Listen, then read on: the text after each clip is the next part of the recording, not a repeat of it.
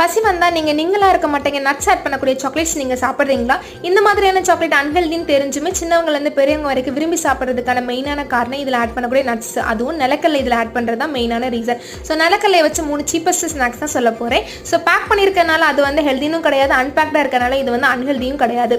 So முதல்ல பார்க்கக்கூடிய snacks பார்த்தீங்கன்னா நிலக்கல்லை, வேக வச்ச நிலக்கல்லையில் மாங்காய், கேரட்டு, கொத்தமல்லி இலை இந்த மாதிரியான லெமன் எல்லாம் புழிஞ்சு சாலடாக கொடுப்பாங்க. ஸோ இது ரொம்ப டேஸ்ட்டாக இருக்குது, 20 ரூபா தான். அதுக்கப்புறம் உப்பு கடலை.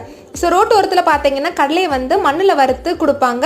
ஸோ இதுவுமே வந்து ரொம்ப டேஸ்ட்டாக இருக்கும். பிளட் ப்ரெஷர் இருக்கவங்க மட்டும் இந்த கடலையை அவாய்ட் பண்ணிக்கோங்க, மற்றபடி எல்லாருமே இதை நீங்கள் சாப்பிடலாம். வேர்க்கடலையும் ரொம்ப நல்லதாக இருந்தாலும் அதில் வந்து அதிகமாக கேலரிஸும் இருக்குது, அதிக ப்ரோட்டீனும் இருக்கிறனால இதோட அளவு பார்த்தீங்கன்னா நீங்கள் அளவாக மட்டும்தான் சாப்பிடணும். ஸோ இங்கே கொடுக்குற அளவு கரெக்டான அளவு.